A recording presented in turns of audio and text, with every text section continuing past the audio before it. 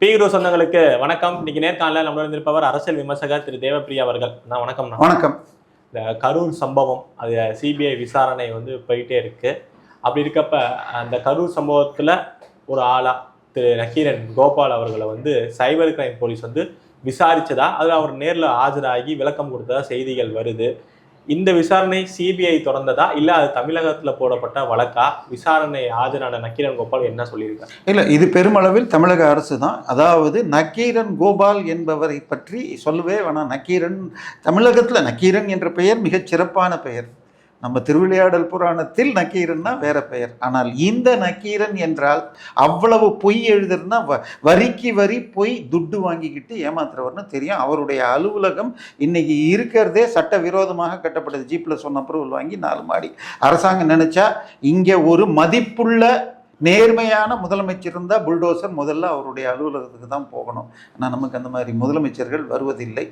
ஆனால் இப்போ இந்த விஷயத்தில் அன்றைக்கு விஜயுடைய நிகழ்ச்சி 3 மணிக்கு அவங்க அனௌன்ஸ் பண்ணிக்கிட்டு 3லேருந்து 10ன்னு பர்மிஷன் வாங்கிட்டு 7 மணிக்கு சம்பவம் நடந்தது. ஆனால் இவர்கள் அந்த விஜயுடைய கேரவான் உள்ள அவருடைய அடுத்த படம் ஜனநாயகன் டைரக்டர் உள்ளே உட்காந்துட்டு இந்த கூட்டத்தை எடுக்கணும்னு திட்டமிட்டு இந்த மாதிரி ஒரு சம்பவத்தை நடக்க வைத்தார் என்ற ரீதியில் நக்கீரனில் எழுதி யூடியூப் சேனல்லையும் அது மாதிரி பேச வைத்தார்கள். ஸோ இது அந்த டைரக்டர் உள்ளேயே இல்லை. ஆனால் இதை எழுதியும் இதை இப்போ இது பண்ண வேணாம், நம்ம ஆட்சி இல்லை, இன்னும் அவர் ட்விஸ்ட் பண்ணுவார்னு விட்டுட்டு படம் ரிலீஸ் ஆன பிறகு கம்ப்ளைண்ட்டை கொடுத்து இப்போ எடுத்திருக்காங்க. ஒரு பொய் எழுதுறதுல உட்காந்து ஆதியோகி கீழே நீர் நிலை போகுதுன்னு எழுதுறான். அந்த மாதிரி ஒன்று இல்லைன்னு கலெக்டர் லெட்டர் கொடுத்துருக்காரு. அதுக்கு அப்ரூவல் இல்லைன்னா கலெக்டர் அப்ரூவல் லெட்டர் வருது. பொய் சொல்றதுன்னா அப்படி ஒரு பொய். மஞ்ச பத்திரிகையிலும் மஞ்ச பத்திரிக்கை. ஆனால் அவருக்கு அவ்வளோ சப்போர்ட்டா நீதிமன்றத்தில் போய் வாதாடுறாரு திரு இந்து என்றாம். சார், இந்து ராமுக்கு ஒரு மரியாதை இருந்தது. ஆனால் எப்போ தொல்காப்பிய பூங்கால அப்ளை பண்ணால் கிடைக்கலன்னு ஒன்று இது பொய்ன்னு எழுதினார். டைம்ஸ் ஆஃப் இந்தியாவுடைய ரிப்போர்ட்டர் எழுதின உடனே அவர் உடனே ஆன்லைனில் அப்ளை பண்ணி அடுத்த 90 நாளைக்கு யாரும் போக முடியாது, இந்த பண்ணையார்களும் மன்னர் பரம்பரை மட்டுமே ஆக்குபை பண்ணுறதுக்காக 100 கோடி ரூபாயில் மெட்ராஸ் சிட்டிக்குள்ளே ஆக்குபை பண்ணியிருக்கீங்க ஒன்று அவர் பாய மூடிட்டு இருந்தார். ஆனால் அரசாங்கம் இன்னும் அதிக பேர் வாக்கிங்க்கு மாறி. ஸோ அவர் அடுத்த அவரை அவருடைய வயது அவருடைய இதுக்கு நான் திட்ட விரும்பலை. இந்து பத்திரிகை என்பது முழுமையான பொய் பத்திரிகை ஆயிடுச்சு. சென்ட் தாமஸ் வந்ததாக அவரும் ஈவன் மாலினி பார்சாரதி கூட சொல்லிட்டு இருப்பாங்க.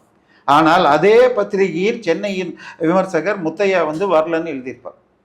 ஸோ ஹிந்து பத்திரிகைங்கிற மரியாதையெல்லாம் போச்சு. ஒன்று இங்கிலீஷ் அதை படித்தா வரும்னு எங்கள் காலத்தில் இருந்தது. இன்றைக்கி அவங்க என்னது, அதாவது இப்போ வார் புரியும் பிளேன் போகிறப்ப அதிகப்படி டீசலை எடுத்துட்டு பெட்ரோலை ஏற்றுட்டு போகிறதுக்கு இன்னொரு டேங்கை வச்சுப்பாங்க. அந்த பெட்ரோலை யூஸ் பண்ணோன்னா அந்த டம்மி பெட்ரோல் டேங்கை தூக்கி எறிவாங்க. அதை ஃபோட்டோ போட்டு இந்தியாவுடைய பிளேனை பாகிஸ்தான் சுட்டுச்சுன்னு அசிங்கமாக போய் சொன்ன நாய்ங்க ஹிந்து பத்திரிகை. ஸோ ஹிந்து பத்திரிகையெல்லாம் சொல்ல வேண்டாங்க, தயவு செய்து வேண்டாம். நக்கீரன் என்பது 3ஆம் தர பத்திரிகை. இந்த வழக்கு தேர்தல் அப்ப பெரிய பேசு பொருளாக அமைஞ்சது. விஜய் அவர்களுக்கே பெரிய பேக் ஃபயராக அமையுமா என்ன ஏதுன்னு. பட் இப்போ அவர் அரசாங்கமே அமைஞ்சிருச்சு. சிபிஐ ஒரு பக்கம் விசாரணை போய்கிட்டே இருக்கு. தமிழக அரசு தரப்புலேருந்து, ஏன்னா இவர் நேரடியாக பாதிக்கப்பட்டவர் அப்படிங்கிறப்ப இது தமிழக அரசு எந்த அளவுக்கு இந்த வழக்கை விசாரிக்குது, இல்லை தமிழக அரசு இந்த வழக்கை விசாரிக்கவே இல்லையா? இல்லை, தமிழக அரசு இப்போதைக்கு இது மாத்திரம்தான் பார்க்குது. இவர் அப்படி எழுதினதுக்கு என்ன ஆதாரம் என்னங்கிறத மட்டும்தான் கேட்கும். ஏன்னா சிபிஐ விசாரிப்பதால், அதுவும் ஒரு ரிட்டையர்டு சுப்ரீம் கோர்ட் சிபிஐல இவர் இருக்காரா நக்கீரன் கோபால்? இல்லை, இப்போதைக்கே இருக்காது. இதை வைத்து கொண்டு இவங்க தரப்பு கொண்டு போகுமா, இல்லை இங்கேயே நடத்தினா முடிக்கிறது ஈஸியாக. ஏன்னா சிபிஐயை பொறுத்த வரைக்கும் அந்த சம்பவம் எப்படி நடந்தது, எதனால் நடந்தது, போலீஸ் அஜாக்கிரதை எல்லாத்தையுமே பார்க்கும். ஒரு தரப்பு திமுக தரப்பு அதில் விஜய்க்கும் பிரச்சனை வரும்னு பரப்பிட்டு இருக்காங்க.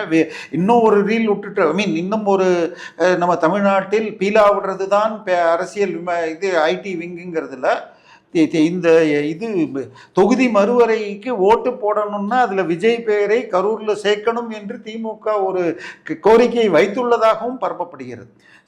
அந்த நீதிபதியை பொறுத்த வரைக்கும் அவர் நல்ல பெயர் பெற்றவர், எந்த ஒரு பொய்யும். பட் இத்தனை நாள் டைம் கொடுத்ததே எனக்கு என்னன்னு புரியல. ஏன்னா ஒரு சம்பவம் நடந்து 2 நாள் 5 நாளில் அது முழுக்க டிஸ்டர்ப் ஆகிடும். சம்பவம் செப்டம்பரில் நடந்து இப்போ அடுத்த செப்டம்பர் வரப்போகுது. அந்த இதுக்கு ஒப்படைக்கப்பட்டே 8 மாதம் காலமாகி இன்னுமே கூட வரலைங்கிறதே வருத்தம் தெரிவிக்கிறது. வேகமாக அந்த வழக்கை முடிச்சிடும். இன்னொரு பக்கம் தமிழக அரசும் நம்ம வேலை வாய்ப்பை கொடுத்து அது இப்போதைக்கு ஸ்டே ஆகிருக்கு. நம்ம போன முறையே பேசியிருக்கோம். நக்கீரன் கோபால் ஆபாசமாக அருவருப்பாக பேசியதற்கு வழக்கு ஏற்கனவே இந்த வழக்குலையும் அவர் தான் பெருசாக பரப்பினார். திரு விஜயுடைய இல்லை பொள்ளாச்சி மாத்திரம் இல்லை, விஜய் தோழியை வைத்து ஆபாசமாக திரு முக்தார் பேசினார்னு கைதில் அதை வீடியோவாக பரப்பினதும் இவர் தான். அதன் பிறகு அதில் அதில் விட்டுட்டு அதன் பிறகு பிஜேபியை சேர்ந்த அந்த பெண்மணி வழக்கில் தான் இப்போ முக்தார் குண்டர் சட்டத்தில் இருக்கார். த்ரிஷாவை பேசினால் கைது நடக்குங்கிறதுக்கு முருகனை பற்றி இழிவாக பேசிய ஒரு திமுக தாவேகா ஐடி விங் நபரை பற்றி முதலில் புகார் வந்தது. அதன் பிறகு அவர் த்ரிஷாவையும் விமர்சிச்சிருக்காருன்னு ஒன்று கிடுகிடுன்னு இப்போ கைது பண்ணியிருக்காங்க. இந்த ஆட்சியே யாருக்காக நடக்குதுன்னு புரியல. பட் நக்கீரன் போன்ற கோபால் போன்ற மூன்றாம் தர நபர்கள் வெளியில் இருக்கிறதுக்கே தகுதியானவர்கள் இல்லை. அவங்க ஆளுநரை பற்றி அப்படி எழுதிட்டு கடைசியில் இத்தினூண்டு மன்னிப்பு. இதே இப்பொழுது சன் டிவி அந்த ஆதித்யா சேனலில் நீங்கள் 12 வாரத்துக்கு அதை போடணும், ப்ளஸ் ஸ்கூல்களுக்கு புக் எடுக்கணும், ஒரு வாவு சிதம்பரனாரை பற்றி ஒரு வீடியோ எடுத்து போடணும் அப்படின்னு கொடுத்துருக்காங்க. அந்த மாதிரி தண்டனைகள் கொடுக்கப்பட வேண்டும். இன்னும் சொல்ல போனால் அவர் நக்கீரனோ அல்லது யூடியூப்பில் சம்பாதிக்கல. தமிழக அரசின் பாடநூல் நிறுவனத்திற்கு நிறைய பிரிண்ட் அடித்து கொடுத்துட்ருக்கார். அது ஜெயலலிதா காலத்திலிருந்து அவை மறைக்கப்படுகிறது. அதெல்லாம் முதல்ல நிறுத்தணும். இன்னும் பேங்க்கில் கிட்டத்தட்ட 20 கோடி ரூபாய்க்கு அவர் அம்பத்தூர் கிளாத்திங்கில் வாங்கினதை ப்ராப்பர்ட்டிக்கு ஏமாற்றி பணம் கட்டாமல் தான் இருக்குது. அதில் எனக்கு இதில் கொரோனாவுக்கு பிறகு நஷ்டம் அதனால கட்டலன்னு அதில் வேற வரி தள்ளுபடி கேட்டார். அதில் தான் அத்தனை ஷூட்டிங்கும் நடந்துகிட்ருக்கு. அது தவிர வெளியாட்களுக்கு வாடகை விட்டுட்ருக்க. நக்கீரன் கோபால் போன்ற நபர்கள் வெளியில் இருக்கிறதுக்கே தகுதியற்ற நபர்கள். ஆனால் திமுகவுடைய சொம்பாக அவர்கள் பயன்படுத்தி கொண்டார்கள். இப்போவும் அதே வேலையை செஞ்சிட்ருக்காங்க. தாவேகா இவர் மீது வேகமாக வழக்கு போட்டு தண்டனை வாங்கி தரணும், கைதெல்லாம். தாவேகா அரசு அவஞ்சோடனே நம்ம பார்த்துருப்போம். பெருசாக பேசப்படுறதுன்னா ஊழல் மேல்தட்டு இதெல்லாம் இல்லவே இல்லைங்க. நீட்டாக ஆட்சி நடக்குது. திமுக மாதிரி ஒரு பெரிய ஊழல் கிடையவே கிடையாதுன்னு அது இந்த 100 நாள் வேற அதை பெருசாக பேசிக்கிட்டு இருக்கப்ப பாஜகவை சேர்ந்த திரு வினோத் பி சொல்லும் மாநில செயலர் அவர் ஒரு ட்வீட் போடுறாரு. ஐயா, உங்கள் 10வது மாடியில் ஆல்ரெடி 90% உங்களோட அலுவலக பணியெல்லாம் முடிஞ்சிருச்சு. அப்படி இருந்தும் இன்னொரு நிறுவனத்துக்கு நீங்கள் ஏன் டெண்டர் கொடுக்குறீங்க? இது என்ன காரணம்னு அவர் ஒரு பூகம்பத்தை கிளப்பியிருக்கார். இதோட பின்னணி என்ன? இல்லை, அதாவது கவர்மெண்ட் டெண்டர் எல்லாமே டெண்டர் வேலையை ஆரம்பிக்கிறதுக்கு முன்னாடி ஓப்பன் டெண்டர் போட்டு நடத்தி முடிக்கணும். ஆனால் அவசர வேலைன்னா ஏற்கனவே இருக்கிற 3-4 கான்ட்ராக்டர்கிட்ட வாங்கிட்டு கொடுப்பாங்க. ஆனால் இந்த இடத்துல அது கூட பண்ணாமல் அவசரமாக அவருடைய ஜோதிடர் சொன்னார், ப்ளஸ் இடமும் தேவைன்னு வச்சுக்கோங்க. ஏன்னா அவருடைய இப்போ இன்னைக்கு இருக்கிற மீட்டிங்கெல்லாம் பெரிய பவர் பாயிண்ட்டை வச்சு எக்ஸ்பிளைன் பண்ணணும்னா கொஞ்சம் பெரிய ஹால் தேவைப்படுது. இந்த புதிய நாமக்கல் கவிஞர் பில்டிங் 10வது மாடி இவருக்கு வசதியாக இருக்கிறது. ஜோதிடர் சொன்னாராம், நீங்கள் பீச்சை பார்த்துக்கிட்டே பண்ணால் உங்களுடைய வெற்றி வாய்ப்பு இன்னும் அதிகமாகும், உங்களுக்குள்ள தசா பலன்கள் அதிகமாகும்னா அது கரெக்டாக அந்த 10வது மாடியிலிருந்து பார்த்தா பீச் தெரியுதுன்னு அங்கே வாஸ்துக்காகவும் வசதிக்காகவும் மாறுகிறார். அந்த பில்டிங்கில் இவருக்கு போகணும்னா அதுக்கேற்ற இவருக்கு மாத்திரம் இல்லை, நம்ம இவர் இருக்காருங்களே ஸ்ரீரங்கம் எம்எல்ஏ அறநிலைத்துறை அவருடைய பில்டிங்க்கும் அந்த பில்டிங்க்கு போன ஆட்சியில் 1 கோடி ரூபாய் செலவு பண்ணி சேகர் பாபு செலவு பண்ணியிருக்காங்க. ஏங்க நம்ம வரி பணத்தை நீங்கள்லாம் ஏன் மாதம் ஒரு நாளைக்கு 500 ரூபா சம்பாதிக்கிறவன் அதில் 200 ரூபாய்க்கு ரீசார்ஜ் பண்ணால் 18% வரி கட்டுறான். அந்த வரி பணத்தில் எவ்வளோங்க தான் செலவு பண்ணுவீங்க? இதில் வேற நேற்றுக்கு புது எம்எல்ஏக்களுக்கு கார் வாங்கி தரப்படும். இது எல்லாம் என்ன ஊழல்னு தெரியல. ஒரு புது எம்எல்ஏ நமக்கு தெரிஞ்சு இப்போ அமைச்சராக வேற இருக்கார். அவர் ஜெயிச்ச 3வது நாள் அவருடைய வீட்டில் 40 லட்ச ரூபா கார் வந்துச்சான். அதில் கம்பெனி பேரை எடுத்துகிட்டு கில்லின்னு அவர் போட்டுக்கிட்டாராம். என்னன்னு நமக்கு தெரியல. அதுக்கப்புறம் அதுக்கு பேர் என்னது, தக் லைஃபா, அவர் போட்ட வீடியோ வைரல் ஆச்சு. அப்படியே அமுக்கப்பட்டது. எப்படி உடைக்கணும், எப்படி சாப்பிடணும் அப்படிங்கிறதுக்கெல்லாம் அவர் ஒரு ட்ரைனிங் எடுத்த வீடியோவும் ஃபேமஸ் ஆச்சுன்னு பார்க்குறோம். விஜய் ஆட்சி ஊழல் நடக்கவில்லை என்பது உண்மையானா தமிழ் ஹிந்து பத்திரிகை, ஜூனியர் விகடன், தினமலர், தினகரனை தவிர மீதி எல்லாம் பொதுவானவர்கள். இவங்க எல்லோரும் இந்த அமைச்சர் இவ்வளோ வாங்குறார், இந்த எம்எல்ஏ வாங்குறார், இந்த அமைச்சருடைய அப்பா வாங்குறார், இந்த அமைச்சர் கேஸில் மாமனார் வாங்குறார், இந்த அமைச்சர் கேஸில் தம்பி வாங்குறாருன்னு பேரோடு ஊர் பேரோடு மறைமுகமாக வந்து கொண்டு தான் இருக்கிறது. ஸோ இவற்றை தடுக்க வேண்டும். ஏன்னா இதுதான் போன ஆட்சியில் நம்ம ஸ்டாலின் சார் என்ன சொன்னார், நான் ஊழல் என்றால் சர்வாதிகாரியாவேன்னாரு. இவர் என்ன சொன்னார், நெருப்பாக இருப்பேன் கருணாநிதி. ஸோ இந்த டைலாக்லாம் நம்ம பார்த்துருக்கோம். ஆனால் இப்பொழுது தாசில்தார் ஆஃபீஸ், பட்டா மாத்துறது போன்ற விஷயங்களில் மிக குறைவான லஞ்சத்தில் கொடுப்பதை வாங்கி கொண்டு செய்கிறார்கள். ஒரு கேஸில் வாங்காமையும் செஞ்சதாக செய்திகள் வருகிறது. அவை என்னங்கிறத பார்க்கணும். அதே சமயத்தில் சில பத்திரிகைகள் இல்லை, என்னுடைய டிரைவிங் லைசன்ஸ் ரெனியூ பண்ணுறதுக்கு கொடுத்தேன்னு சில பேர் பேட்டி கொடுக்குறாங்க. ஸோ மாறினால் நல்லது. ஒரு சிக்கல் அவர் அரசுக்கு அமைஞ்சிருக்கு. ஆல்ரெடி கர்நாடகாவில் காவேரி பிரச்சனை போயிட்டே இருக்கு, எதிர்கட்சிகள் அதை எழுப்பிக்கிட்டே இருக்காங்க. இப்போ பார்த்தா அந்த எல்லையில் 3 தமிழர்கள் வந்து என்கவுண்டர் பண்ணியிருக்காங்க கர்நாடகா காவல்துறை அப்படின்னு செய்தி வருது. என்ன இதோட பின்னணி? இல்லை, கர்நாடகா வனத்துறையில் போய் இவங்க மான்களை வேட்டையாடுறப்ப தடுக்கப்பட்ட பொழுது இவங்க ஏதோ எதிர்ப்பு காட்ட சுடப்பட்டார்கள்ன்றாங்க. சுடுதல் என்பது லாஸ்ட் ரெசார்ட்டாக தான் இருக்கணும். அப்படி சுட்டால் கூட கால் கீழ்ப்பகுதியில் தான் சுடணும்லாம் இருக்கிறப்ப இது ஆர்ம்டு போலீஸ்க்கே இப்படின்னா வனத்துறைகள்லாம் இன்னும் என்னன்னு பார்க்கணும். பட் அவங்க சேஃப்டிக்கு ஏதாவது பாதிப்பு இருந்ததாங்கிறதும் தெரியாது. பட் சுடப்பட்ட 3 கிறித்தவர்கள் என்ற நிலையில் உள்ளூர்காரர்கள் சேர்ந்து போராட கர்நாடக அரசே 15 லட்சம் ரூபாய் ஒவ்வொருத்தருக்கும் இழப்பீடு கொடுத்திருக்கு. தமிழ் ஏற்கனவே இலங்கையில் போய் மீன் பிடிக்கிறது அங்க இருக்கிற தமிழர்கள் தான் இருக்கிறாங்க. இலங்கை அரசு சுடுதுன்னு சொன்னாலும் அங்க இருக்கிற யாழ்வாழ் தமிழ் மீனவர்கள் எங்களுடைய தீனியை எடுக்கிறன்றீங்க. இதே மாதிரி செம்மர கடத்தல் ஆந்திராவில் நடந்தாலும் அங்கு கூலி வேலைக்கு இவங்க சட்டவிரோத இதுக்கு இவங்க தான் போறாங்க. ஸோ இதுவும் அது போல சட்டவிரோதமான வேட்டையாடலுக்கு போன போதுன்னு சொல்றப்ப கைது பண்ணியிருக்கிறது தான் கரெக்டு. பட் இவர்கள் என்ன ஏற்றார்கள், வீடியோக்கள் ஏதாவது கிடைக்குமா, உள்ளுக்குள்ளே இருக்குமாங்கிறது டவுட்டு. ஸோ இப்போதைக்கு மக்கள் போராட்டத்திற்கு பிறகு 15 லட்ச ரூபா கொடுத்துருக்காங்க, வேறு வேலையெல்லாம் ஓட்டிக்கிட்டு இருக்காங்க.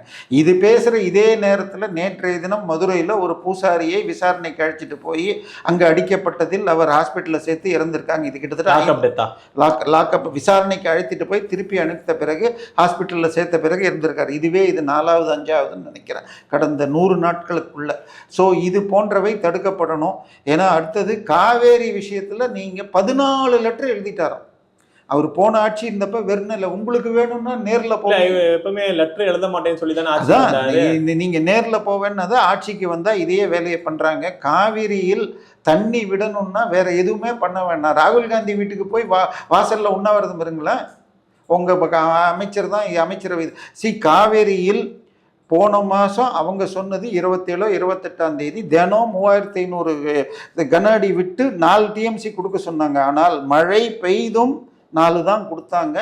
நேற்றைய தினம் வரை 12,000 விடணும்னு சொல்லியும் விடலை. நேற்றிலிருந்து 10,000 திறக்கப்பட்டதாக செய்தி வருகிறது. இன்று காலை வரை மேட்டூரில் 8,000 தான் உள்ளே வருது. ஸோ அங்கே அவங்களுக்கு 108 அடி வந்துருச்சு. 72 அடி இருந்த கேஆர்எஸ் இன்னைக்கு 108.7 இன்று காலை. இது தமிழ்நாட்டில் 73 இருந்த மேட்டூர் 81க்கு தான் வந்திருக்கு. ஸோ இந்த நேரத்தில் தண்ணியை வேகமாக வந்தால் சம்பா நடப்படும். ஆடிப்பட்டம் லேட்டாக நட்டால் அதன் பிறகு மழை வந்தால் தண்ணி இல்லாமல் கூட சமாளிக்கலாம்.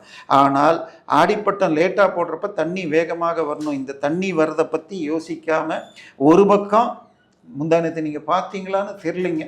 நான் அப்படி ஒரு குடியரசு சுதந்திர தினத்தை கொண்டாட்டத்துக்காக ஒரு சேனலில் பேச போனால் ஒரு மாபெரும் கூட்டம், ஒரு குட்டி யானையில் ஒரு 5 பேர் 2 பேர் மைக்கை பிடிச்சிக்கிட்டு ஒருத்தர் கேமராவை பிடிச்சிட்டு வராரு. கீழே ஒரு 3 பேர் கையில் ஒரு தீ பந்தத்தை பிடித்து கொண்டு வருகிறார். தமிழ் தேசிய ஜோதியை ஏற்றி வந்துகிறார் தமிழ் தலைவர், தமிழின தலைவர் சிதம்பரம் எம்பி வருகிறார்.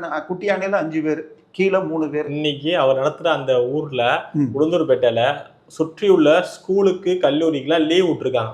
ஸோ சட்டவிரோத ஆட்சி, அதாவது பேய் ஆட்சி என்றால் பிணங்கள் தின்னும்னு ஏதோ வரும். அந்த மாதிரி இது அந்த கூட்டங்களில் மனிதர்கள் நிற்க உட்கார முடியாது. திமுக திராவிடர் வழியில் வந்தால் ஈவேராவையோ அல்லது இவங்களெல்லாம் கொள்கை தலைவர்னா எப்படி இருக்குன்னா, நம்ம நயினார் நேற்று பேசிட்டார், அவரும் அந்த பக்கத்துல இருந்து தான் வந்தவர்னு. ஸோ அங்கேருந்து வந்தால் குடும்பத்தினரோ குடும்ப பெண்களோ போக முடியாத அளவுக்கு ஆபாசமாக பேசுவார்கள்னு தெரியும். இதுக்கு எதுக்கு ஸ்கூல் லீவுன்னு தெரியல. அப்படியாவது கூட்டம் சேர்க்கறதுக்கு வழி இல்லை போல் இருக்கு. ஏன்னா இன்னொரு பக்கம் போன முறை மீட்டிங் எல்லாம் லாட்டரி பணம் வந்ததாம். அதை தாண்டி மாவட்ட அமைச்சர் கொடுத்தாராம். இப்போ யாரும் கொடுக்க முடியாமல் அவர் கட்சி அமைச்சரும் நாமம் போடுறாராம். குல்லா போட்டாராம். அதனால ரொம்பவும் கஷ்டப்பட்டு, எனக்கு தெரிஞ்சு நான் பேனர் கொஞ்சம் அந்த வடபழனி ஏரியாவில் அவங்க ஆஃபீஸ் பக்கம் பார்த்தனே தவிர பெரிதாக போன முறை எல்லா செவத்துலையும் எழுதுவாங்க. இப்போ இது முதல்ல என்னது சனாதன ஒழிப்புன்னு போட்டாங்க, அப்புறம் சனநாயக மாநாடு, இப்போ இந்த முறை தமிழ் தேசிய மாநாடு. இன்னொன்று ஒரு 2 வருடம் முன்பாக பேசும்போது the ultimate goal of Tamil desiyam should be to get separate Tamil கண்ட்ரினர் அப்படிலாம் பேசினால் இவர் மீது வழக்காவது போடணும். அதனால இது தமிழர் என்றாலே இந்திய தேசிய இனத்தைச் சேர்ந்தவர்கள். புறநானூறு சொல்வது பண்பாட்டு தமிழர் என்பது வடக்கில் பனிபுடியும் இமயமலையும் தெற்கில் குமரமணியும் 2 பக்கமும் கடலும் என்று சொல்கிறது. அதை விட்டுட்டு மொழியினால பிரிக்கிறது பண்றதெல்லாம் தப்பு. இவருடைய 2 எம்எல்ஏக்களில் ஒருத்தர் அமைச்சரான பிறகு அவருடைய போஸ்டர்லாம் இப்போ அம்பேத்கர் சின்னதாக போயிட்டார், ஈவேரா குட்டி பொம்மை ஆயிட்டார், கொஞ்சம் திருமாக்கு போஸ்ட் கொடுத்து அமைச்சருடைய போஸ்ட் தான் வருது. இப்பொழுது நமக்கு வருகின்ற செய்தி, தாவேகா விஜய் மிகப்பெரிய அரசியல் சாணக்கியராகிவிட்டார். சுதந்திர தினத்திற்கு தகைசால் தமிழர் என்ற விருதை காங்கிரஸ் முன்னாள் எம்பிக்கு கொடுத்திருக்கிறார். அவர் யாருன்னு பார்த்தால் அன்புமணி ராமதாஸுடைய மாமனார். எனவே தேவை என்றால் விசிகாவை கழட்டி விட்டு பாமகவை சேர்த்து கொண்டால் அவர்களுக்கு 4 எம்எல்ஏக்கள் கிடைக்கும். வட தமிழகத்தில் மிகப்பெரிய ஓட்டு வங்கி கிடைக்கும் என்ற கால்குலேஷன். ஸோ அதற்கு தன்னுடைய பலத்தை காட்டுவதற்கு இவர் ஒரு மாநாடு அப்படின்னு போட்டுட்டு, நான் தான் சொல்லிட்டேன், என் கண்ணால் அதை நான் வீடியோ எடுக்க முடியல, ஏன்னா ரொம்ப பெருசாக இருந்தது, இதை எடுக்கணும்னு எனக்கு தெரியல. அதன் பிறகு நான் இந்த பக்கம் வர்றப்போ ஒரு போஸ்டர் பார்த்தேங்க. அதுக்கு பேர் என்ன சொல்றது, தமிழ் தேசிய ஜோதி ஒளிச்சுடர்னு எடுத்துட்டு போறாங்களாம். போனது 7 பேர் 8 பேர் கூட இல்லைங்க. முன்னாடி இந்தாங்க தமிழ் தேசிய சுடர் அப்படின்னு மொத்தம் ஒரு குட்டியானையில் 4 பேர், பின்னாடி 3 பேர். இதுதான் போச்சு. ஸோ இந்த மாநாட்டில் இவங்க என்ன பேசுகிறாங்கன்னு பார்க்கணும். சட்டவிரோதமான விஷயங்கள் பேசினால் கண்டிப்பாக வழக்கு போடணும். பிஜேபி நோட்டீஸ் அனுப்பணும். காலையில் எழுதியான கேள்வியா, ஆம்ஸ்ட்ராங் கொலை வழக்கு சிபிஐக்கு ஒப்படைக்கப்பட்டிருக்கு. அதோட ஃபர்ஸ்ட் எஃப்ஐஆர் சிபிஐ பதிவு செஞ்சுருக்காங்க. நேரடி விசாரணைகள்லாம் போயிருக்காங்க. இந்த விசாரணை வளையத்துக்குள்ள, ஏன்னா என்னென்ன பேர்லாம் நம்ம ஆம்ஸ்ட்ராங் கொலைவர்களை பார்த்துருப்போம். ஆளுங்கட்சி அதிமுக இருக்கப்ப கண்டமணிக்கு பேர்லாம் வந்துச்சு. ஸோ என்ன நடக்க போகுது விசாரணையில்? தமிழக அரசு இதுக்கான ஒத்துழைப்பை கொடுக்குமா?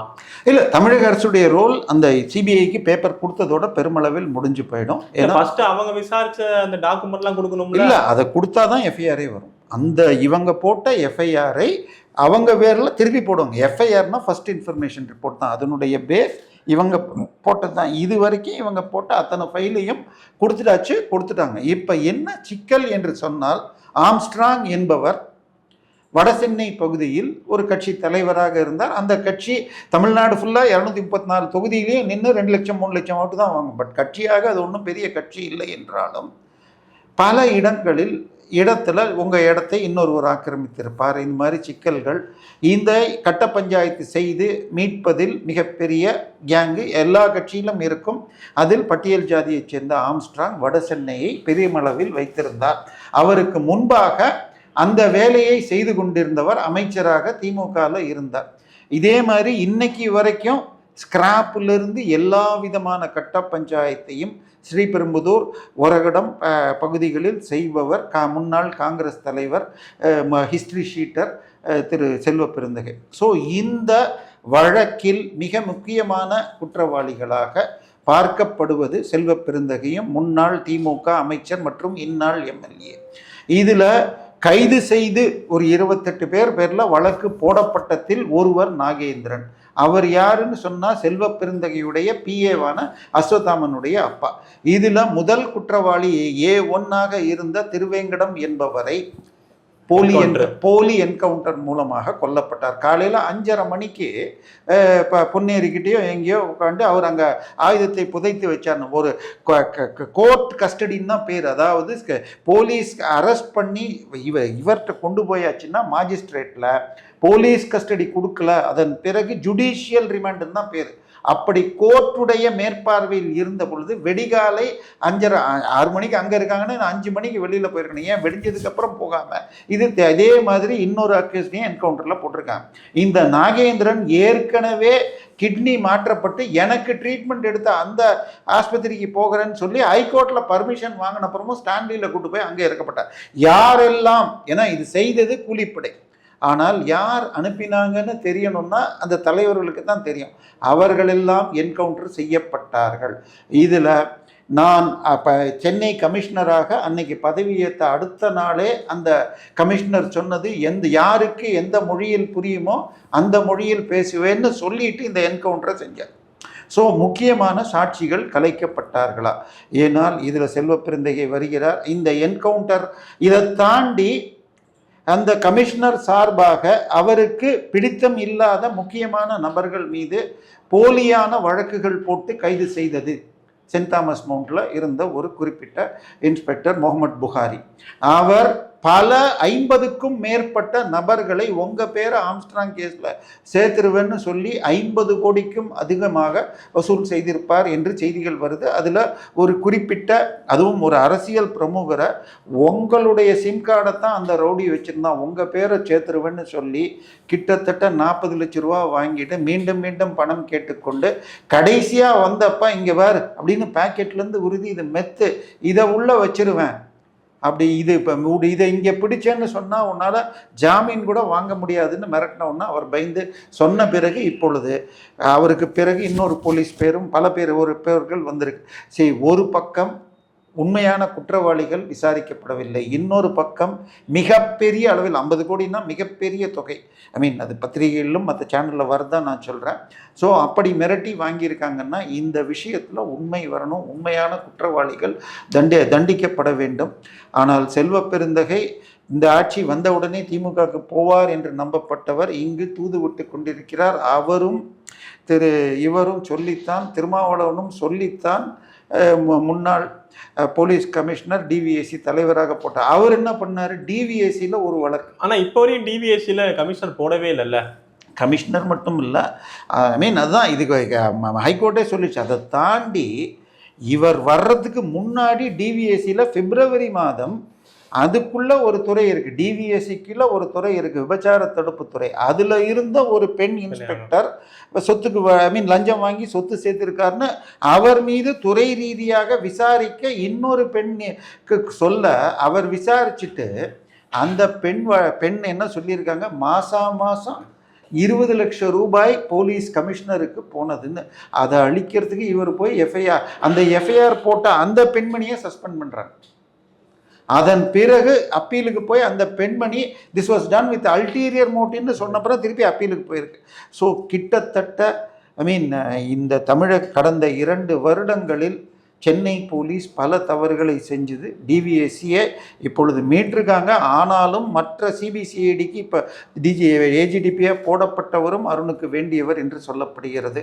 ஸோ விஜய் பல்வேறு மாற்றங்களை செய்தாலும் தமிழகத்தின் சீர்கேட்டிற்கு காரணம், நீங்கள் ஜெயிக்கிறதுக்கு காரணமே சட்டம் ஒழுங்கு, பெண்கள், போதை மருந்தை திமுக ஆட்சி தடை செய்யவில்லை என்பது.